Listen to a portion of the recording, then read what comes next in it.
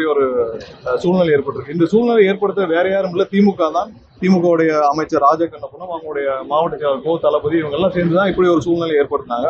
5000 ரூபாய் அறிவிச்ச பிறகும் அவருக்கு அந்த நம்பிக்கை இல்லாத காரணத்தினால்தான் இன்னைக்கு வந்து பாத்தீங்கன்னா திரும்பவும் தேமுதிக கட்சியை சேர்த்திருக்கிறார், எல்லாரையும் கூட்டணியில் சேர்த்திருக்கிறாரு. அவங்களுக்கு யாரு எந்த தலைவர் அந்த வழியை நடந்து போனாலும் கூப்பிட்டு கட்சியில சேர்க்கிற நிலைமையில தான் இன்னைக்கு திமுக இருக்கு. நேற்று எங்களுடைய தமிழக வெற்றி கழகம் சார்பாக எங்களுடைய தலைவருடைய அறிவுறுத்தின் பேர்ல 234 சட்டமன்றத்திலும் அனைத்து சட்டமன்றத்திலும் நிர்வாகிகள் கூட்டம், அதாவது சட்டமன்ற வாரியாக தேர்தல் பணிக்கு தயாரிப்பு பணிக்காக செயல் வீரர் கூட்டம் நடைபெற்று எல்லா இடத்துலையும் கிளை, ஒன்றியம் மற்றும் பகுதி கழக நிர்வாகிகள் மற்றும் மாவட்ட நிர்வாகிகள் மற்றும் பூத் கமிட்டி நிர்வாகிகள் வரை அனைவரும் கலந்து கொண்டு நேற்று எல்லா இடத்துலையும் அந்த ஆலோசனை கூட்டம் வெற்றிகரமாக நடந்தது. ஸோ தேர்தலுக்கான தயாரிப்பு பணிகளில் எங்களுடைய தலைவருடைய அறிவுறுத்தல் பேரில் முழு வீச்சில் தமிழக வெற்றிகம் தயாராகிட்டு இருக்கு. 234 தொகுதிகள் தயாராகிட்டு இருக்கு. நேற்று நல்ல உற்சாகமாக நடந்து முடிஞ்சிருக்கு. கண்டிப்பாக அடுத்த வர ஒவ்வொரு வாரமும் இது மாதிரியான பயிற்சி முகாம்கள், ஆலோசனை கூட்டங்கள் நடைபெறும். எந்த நேரத்தில் தேர்தல் வைத்தாலும் அதை சமாளிக்கும் அளவிற்கு கட்சியை தயார் பணியில் தலைவர் வைத்துக் கொண்டிருக்கிறார். நன்றி. வேற ஏதாவது கேள்வி?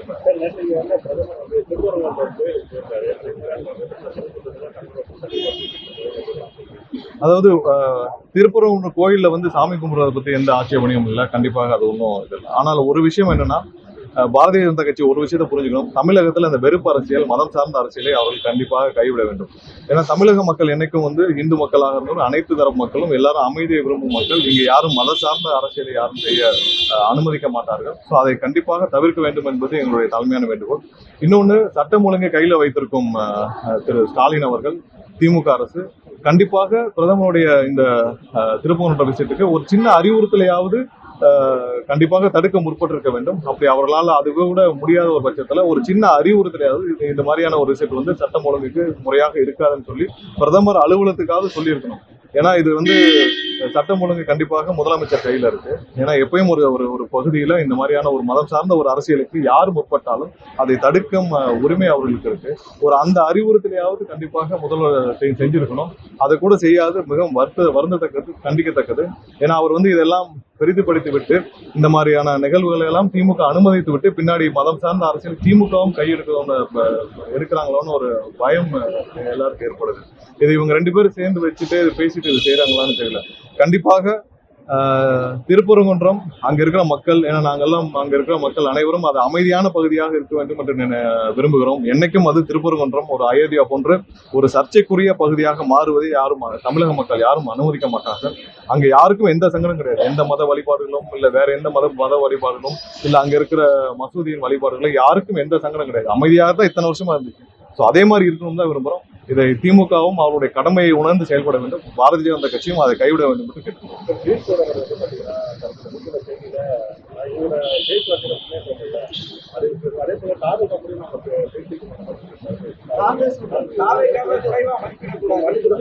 இல்ல, அதாவது தமிழக வெற்றி கழகத்துடைய கள நிலவரம் என்னன்றதான் திரு கிரீஷ் அவர்கள் வந்து அன்னைக்கு சொல்லியிருக்கிறார்.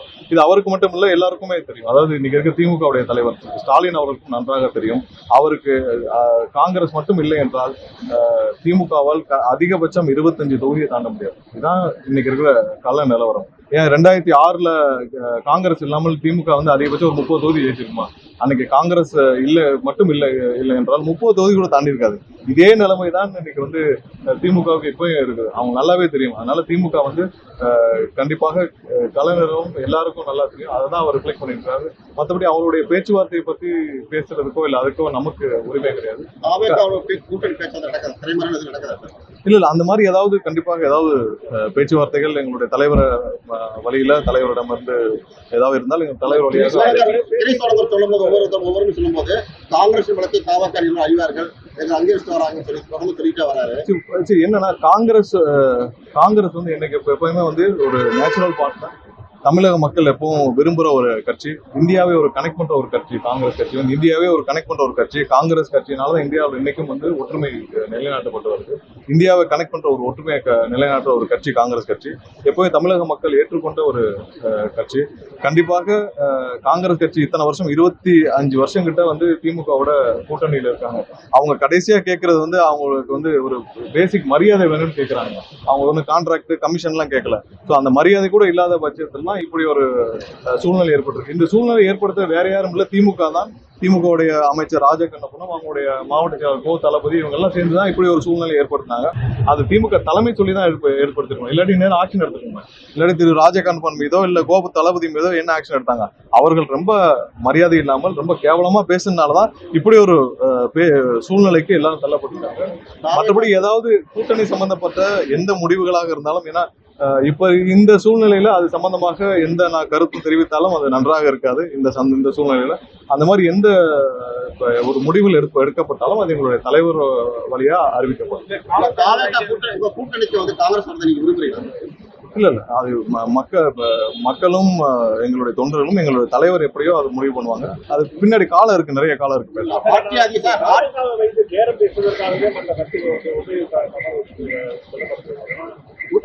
இல்ல அதாவது திமுகவிற்கு தமிழக வெற்றி கழகத்தை பார்த்த பெரிய பயத்துல தான் எல்லாரையும் கூட்டணியில் சேர்த்துட்டு இருக்காங்க. நீங்க வந்து தேமுதிகவை சேர்த்ததுல இருந்து நீங்க பாத்துக்கலாம். தேமுதிக வந்து எந்த காலத்திலயாவது திமுகவோட சேர்ந்ததுன்னு யாராவது நினைச்சு கூட பாத்துருக்க மாட்டோமா? சோ அந்த மாதிரி திமுக ஒவ்வொரு நாளும் எங்க தமிழக வெற்றி கழகத்தோட ரிப்போர்ட்டை பாக்குறாங்க, சர்வேயை பாக்குறாங்க. அடுத்த நாள் யாரு கிடைச்சாலும் உள்ள கூட்டணி சேர்க்கிறாங்க. ஒரு வருஷமா முதல்வர் சொல்லிட்டு இருந்தது என்ன, எங்களுடைய கூட்டணி வலுவான கூட்டணின்னு சொல்லிட்டு இருந்தாரு. இன்னைக்கு அவருக்கே வந்து என்ன நினைக்கிறான்னு தெரியல. ஏன்னா எல்லா 5,000 ரூபாய் அறிவிச்ச பிறகும் அவருக்கு அந்த நம்பிக்கை இல்லாத காரணத்தினால்தான் இன்னைக்கு வந்து பாத்தீங்கன்னா திரும்பவும் தேமுதிக கட்சியை சேர்த்திருக்கிறாரு, எல்லாரையும் கூட்டணியில் சேர்த்துட்டு இருக்காரு. அவங்களுக்கு யாரு எந்த தலைவர் அந்த வழியை நடந்து போனாலும் கூப்பிட்டு கட்சியில சேர்க்கிற நிலைமையில தான் இன்னைக்கு திமுக இருக்கு. ஒன்னே ஒண்ணு அவங்களுடைய நிலைமை தெரிஞ்சிச்சு, அவங்களுடைய கட்சியின் நிலவரம் என்ன களத்துல இருக்குன்னு தெரியுது, எவ்வளவு ஆன்டி இன்கமெண்ட்ஸ் இருக்குன்னு தெரியுது. எல்லா தரப்பு மக்களிடமும் இன்னைக்கு திமுக இருக்கிற எதிர்ப்பு தெரியுது. அதனால கண்டிப்பாக திமுக என்ன முயற்சி எடுத்தாலும் இந்த தேர்தல் அவங்களுக்கு பாசிட்டிவா இருக்கு. பாவக்க ஒரு பலமான கட்சியா இருந்தா கூட்டணிக்கு வந்து வந்துருப்பாங்க. ஏன்னா வந்து ஆட்சியில் பங்காளின்னு சொல்லியிருக்கீங்க.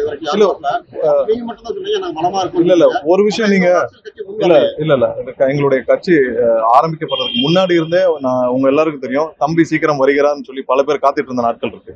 எங்களுடைய கட்சியில் திமுக தவிர்த்து அனைவரும் எங்களுடன் கூட்டணி வைக்க வேண்டும் என்று ஆசைப்பட்டார்கள். ஆனால் எங்களுடைய கொள்கைக்கும் எங்களுடைய தலைவரின் வழியிலையும் தலைவர் செயல்பாடுகளிலும் எங்க தலைவர் போற வழியிலையும் யாரு வந்தால் பொருத்தமா இருக்குன்னு மக்களும் தொண்டர்களும் எப்படி நினைக்கிறாங்களோ அந்த மாதிரியான முடிவு தான் தலைவர் எடுக்க முடியும். எல்லாரும் கூட கூட்டணி வைக்கிறோம்னா அந்த முடிவுகள் எடுத்தால் அப்புறம் எங்களுக்கும் அவங்களுக்கும் ஒரு வேறுபாடு இருக்காது. யாரும் எங்களுடன் வந்து கூட்டணி வைக்க மாட்டோம், எல்லாரும் எங்களுக்காக காத்திருந்தாலும் ஆனால் யாரு வந்தால் பொருத்தமாக இருக்கும்னு மக்கள் எங்களுடைய தலைவர் மீது இன்னைக்கு 25% 40% அளவுக்கு மக்கள் வந்து இந்த ஒரு 2 வருஷத்துல 40% மக்கள் வந்து எங்க மேல முழு நம்பிக்கை வைத்திருக்கிறாங்கன்னா அவங்களுக்கு நம்பிக்கை கொடுக்கும் வகையிலான கூட்டணி தான் அமைக்க முடியும். அது அந்த கூட்டணி தான் கண்டிப்பாக அமைந்தால் எங்களுடைய தலைவர். எந்த காலதாமதமும் இல்ல. இன்னைக்கு எந்த கூட்டணி உறுதியாக இருக்குன்னு சொல்லுங்க, எந்த கூட்டணி இன்னைக்கு வலுவாக இருக்குன்னு சொல்லுங்க. நேற்று பிரதமரே சொல்றார் என்டிஏ தலைமையிலான கூட்டணிங்கிறார். அடுத்த நிமிஷம் திரு எடப்பாடி அவர்கள் சொல்றார் இல்ல அது வந்து அதிமுக தலைமையிலான கூட்டணிங்கிறார். இங்க இதுவரைக்கும் வந்து திமுகவுல யாருக்கு எவ்வளவு தொகுதி, என்ன நடக்குது எதுவுமே தெரியல. எதுவும் வந்து நாமினேஷன் தாக்கல் செய்த பிறகு கடைசி நாள் வரைக்குமே கூட்டணி மாறினதை நம்ம வந்து கடந்த காலங்களில் பார்த்திருப்பீங்க. எதுவுமே காலதாமம் இல்லை. எல்லாம் கடைசி நேரத்துல தேர்தல் தேதி அறிவிக்கப்பட்ட பின்னர் கூட பல மாறுதல்கள் இருக்கலாம். இல்ல யாரும் வெயிட் பண்றது இல்ல. நீங்க இன்னைக்கு இருக்கிற எந்த விஷயத்திலும் நீங்க உறுதியாக யாருக்குமே இல்லைன்னு சொல்றேன். இப்போ வரைக்கும் நீங்க அதிமுக கூட்டணியில் இருக்கவங்க அதிமுக தலைமையிலான ஒரு கூட்டணியா இல்ல பாரதிய ஜனதா தலைமையிலான கூட்டணியான்னு தெரியல. நேத்தே பாத்தீங்கன்னா பல இடங்கள்ல போஸ்டர்கள் பாக்குறோம் மதுரை முழுவதும். எங்கேயுமே அது வந்து அதிமுக போஸ்டர் மாதிரி இல்லை, அதுல பாரதிய ஜனதா கட்சியின் போஸ்டர் மாதிரி இருக்கு. எங்கேயுமே வந்து அம்மாவும் இல்லை, புரட்சி தலைவரும் இல்லை, அண்ணாவும் இல்லை. முற்றிலுமாக பாரதிய ஜனதா கட்சியாக மாறிய பெரியாரையும் தூக்கி மாற்றப்பட்ட ஒரு அதிமுகவா இருக்கு. எந்த கூட்டணியும் இன்னைக்கு உறுதியாக இல்லை. ஆனால் கண்டிப்பாக எங்களுக்கு மக்கள் ஏற்றுக்கொள்ளும் கூட்டணி அமைந்தால் எங்களுடைய தலைவர் கண்டிப்பாக. நான் வந்தப்போ உங்கள்ட்ட சொல்றேன், 234 தொகுதியிலும் எங்களுடைய தலைவர் எங்களுடைய கட்சியை தயார் செய்து வைத்துக் கொண்டிருக்கிறார். கண்டிப்பாக நாங்களும் 234 தொகுதியிலும் தயாராக இருக்கிறோம். கண்டிப்பாக நல்ல கூட்டணி, மக்கள் விரும்பும் கூட்டணி அமைந்தால் அதை அறிவிப்போம்.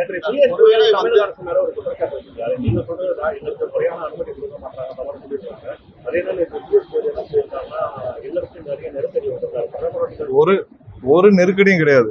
நேற்று மதுரை முழுவதும் வாழைமரம் கட்டப்பட்டுச்சு. யாரும் ஒன்றும் எந்த தடங்களும் ஏற்படுத்தவில்லை. ஏர்போர்ட்டை ஒட்டியே வந்து அனைத்து அந்த நிலங்களும் ஃபுல்லா சரி செய்யப்பட்டு அங்கேயே யாராவது ஏர்போர்ட்டை ஒட்டி மீட்டிங் போட முடியுமா? ஏர்போர்ட்டை ஒட்டியே அவங்களுக்கு முழு அனுமதியில் மீட்டிங் போடப்பட்டிருந்தது. அனைத்து வழித்தடங்களும் அதாவது போற ரோடுகள் அனைத்தும் வந்து திருப்பரங்குன்றம் எல்லா ரோடுகளும் காலையிலேருந்தே பிளாக் செய்து வச்சிருந்தாங்க. அவங்களுடைய தங்கும் அனைத்து ஹோட்டல்களும் ஜிஆர்டிலும் எல்லா ஹோட்டலுக்கும் முழு பாதுகாப்பு கொடுக்கப்பட்டிருந்துச்சு. அவர்களே யாரும் வந்து யாராவது அனுமதி கொடுத்தோம் இது வரைக்கும் கேட்டு பாருங்க. மதுரையில யாராவது இருந்தா நீங்க உங்களுடைய அங்க இருக்கிற எஸ்பிகிட்டையும் கமிஷனர்ட்டையும் கேட்டு பாருங்க. எங்கேயாவது ஒரு இடத்துல அவங்க வந்து ஸ்டெபிலிட்டி சர்டிஃபிகேட் கொடுத்தாங்க. எங்களுடைய கூட்டம் எல்லாத்துக்கும் வந்து பிடபிள்யூடி நாங்க ஸ்டெபிலிட்டி சர்டிஃபிகேட் வாங்கணும். இது வரைக்கும் இப்ப இருக்கிற திமுகவும் சரி, பாரதிய ஜனதா கட்சி தொலை வேற யாராவது அதிமுகவோ ஸ்டெபிலிட்டி சர்டிஃபிகேட் பிடபிள்யூடி வாங்கி கொடுத்துருக்காங்களா? நாங்க பிடபிள்யூடி ஸ்டெபிலிட்டி சர்டிஃபிகேட் வாங்கி கொடுத்தா எங்களுக்கு அப்ரூவ் பண்ண முடியுது. ஒவ்வொரு இடத்துலயும் நாங்க டாக்குமெண்டேஷன் ஒர்க்கே எங்களுடைய மாவட்ட செயலாளர் வந்து 20 நாள் 30 நாள் ஏதோ வந்து பெரிய இந்த கான்ட்ராக்ட் எடுக்க போற மாதிரி டாக்குமெண்டேஷன் ஒர்க்கே வந்து 20 நாள் போயிட்டு இருக்கு. ஸோ இதெல்லாம் வந்து வேற எந்த கட்சியும் கிடையாது. இவங்க அனுமதி கடிதம் மட்டுமே கொடுத்துருப்பாங்க. அது வந்து ஒரு இன்ஃபர்மேஷன் லெட்டரா தான் இருக்கும். யாருக்கும் அவங்களுக்கு ஏதாவது இது மாதிரியான கண்டிஷன் போட்டு ஏதாவது லெட்டர் கொடுத்துருக்காங்க. இப்போ அவங்களுக்கு பிரச்சனை இருக்குன்னு சொல்றாங்க பியூஷ் கோயல் அவருக்கு. இது மாதிரியான கண்டிஷன் எத்தனை கண்டிஷன் போட்டு அந்த லெட்டர் வந்து பியூஷ் கோயல் அவருக்கு கொடுத்துருக்காங்கன்னு சொல்லுங்க. ஒண்ணுமே இருக்காது. அவங்க வந்து ஒரு இன்டிமேஷன் லெட்டர் தான் கொடுத்துருப்பாங்க. பாரதிய ஜனதா கட்சியும் அது அதிமுக கூட்டமா பாஜக கூட்டமான்னு தெரியல. ஆனால் அங்க நடந்த கூட்டத்துக்கு ஒரு இன்டிமேஷன் லெட்டர் தான் கொடுத்துருப்பாங்க. அவங்களுக்கு இந்த கண்டிஷன்ஸ்ல ஏதாவது வந்து ரிலீஸ் பண்ண சொல்லுங்க. எத்தனை கண்டிஷன்ஸ் வச்சு அவங்களுக்கு லெட்டர் கொடுத்தாங்கன்னு சொல்லி. இது வரைக்கும் இது அந்த மாதிரியான இது எந்த கூட்டத்துக்கும் கொடுக்கப்படவில்லை எங்களை தவிர்த்து. ஒருவேளை திமுக கூட்டணியிலிருந்து காங்கிரஸ் கேட்கிற தொகுதி கிடைக்கலன்னா வெளியே வந்த பிறகு ஏற்றுக்கொள்ள அதெல்லாம் காலம் தான் பதில் சொல்லணும். இப்ப இருக்கிற சூழ்நிலையில் அந்த மாதிரி எந்த பதிலும் எந்த மாதிரியான இதுவும் சொன்னால் பொருத்தமாக இருக்காது. காலம் தான் பதில் சொல்லணும். தமிழக மக்களுக்கு எது நன்மை பயக்குமோ எது நல்லது பயக்குமோ அது இந்த தேர்தலில் கண்டிப்பாக நடக்கும். அதுக்காக காத்திருப்போம். பொதுவாக வந்து பெண்களுக்கு பாதுகாப்பு சொல்லிட்டாங்க. சங்கீதா வேட்பு கொடுத்த பிறகு வந்து சோசியல் மீடியா பாத்தீங்கன்னா வந்து பல்வேறு அவங்க தனிப்பட்ட கட்சி தொண்டர்களே வந்து பத்திரிகை நண்பர்கள் எல்லாருக்கும் யாருமே வந்து கண்டனம் கூட தெரிவிக்கல. பத்திரிகை நண்பர்கள் எல்லாருக்கும் ஒரு வேண்டுகோள். கண்டிப்பாக தனிப்பட்ட கொடுத்து யாரும் பேச வேண்டாம். இல்ல அது பேச வேண்டாம்னு கேட்கிறோம். தவிர்க்க வேண்டும் என்று தாழ்மையுடன் கேட்டுக்கொள்கிறேன். மீனாட்சி அம்மன் கோயிலே பேசக்கூடிய இல்ல அதுதான் கடுமையான கண்டனத்திற்குரியது. ஏன்னா திருப்பரங்குன்ற கோயில வந்து சாமி கும்பிட போறதை பத்தி யாரும் வந்து இங்க ஆட்சேபனை தெரிவிக்கிறது. ஏன்னா நீங்க நேற்று பாத்தீங்கன்னா காலையில பெரியார் படம் இப்போ வரைக்கும் அதிமுக அதற்கு கண்டிப்பாக பதில் சொல்லி ஆகணும். பெரியார் படத்தை வைத்து வந்தவர்கள் எதற்காக அதை வந்து உடனே மாற்றினார்கள் பதில் சொல்லணும். ஏன்னா ஒவ்வொரு இடத்துலையும் நாங்கள் வந்து கண்டிப்பாக மதுரை மக்களும் சரி தமிழக மக்களும் சரி திருப்பரங்குன்றம் அமைதியாக இருக்க வேண்டும் என்று தான் விரும்புகிறார்கள் தவிர்த்து யாரும் அதை சர்ச்சைக்குரிய இடமாக மாற்ற வேண்டும் என்று யாரும் விரும்பவில்லை. இப்போ வரைக்கும் திருப்பரங்குன்றம் போனோம்னா எல்லா சந்தோஷமும் போயிட்டு இருக்கோம். இனிமேல் திருப்பரங்குன்றம் பேசினாலே ஒரு சர்ச்சையாக ஒரு நிலைக்கு அவங்க தள்ளிட்டாங்களோன்னு எல்லாருக்கும் தோணுது. கண்டிப்பாக இது கண்டனத்திற்குரியது. இந்த மாதிரியான அரசியலை பாரதிய ஜனதா கட்சி கண்டிப்பாக கைவிட வேண்டும் என்று கேட்டுக்கொள்கிறோம். இப்பவும் சொல்றோம், தமிழக அரசு கண்டிப்பாக இந்த நிகழ்ச்சி வந்து ஒரு வாரத்துக்கு முன்னாடியே தெரியும். இந்த மாதிரி பிரதமர் போறாங்க. சட்டம் ஒழுங்கு யார் கையில இருக்கு?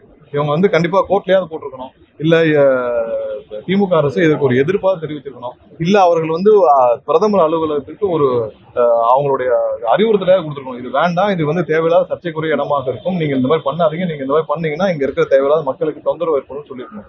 எதுவுமே செய்யாம வேடிக்கை பார்த்துட்டு அப்புறம் நாளைக்கு 4 நாள் கழிச்சு யாரையாவது 2 பேரை விட்டு பேச விடுறதுக்கா இங்க வந்து அவங்களுக்கு சட்டம் ஒழுங்கு கையில் வச்சுட்டு அவர் சீஃப் மினிஸ்டரா இருக்காரு.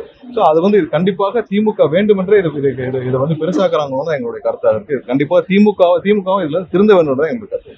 நன்றி. கண்டிப்பா நான் உங்க மக்கள் விரும்பும் ஒரு நல்ல தேர்தல் அறிக்கையா இருக்கும். அது எல்லாம் வந்து ஒரு நோட்டிபிகேஷன் வந்த பிறகு தான் பார்க்கலாம்.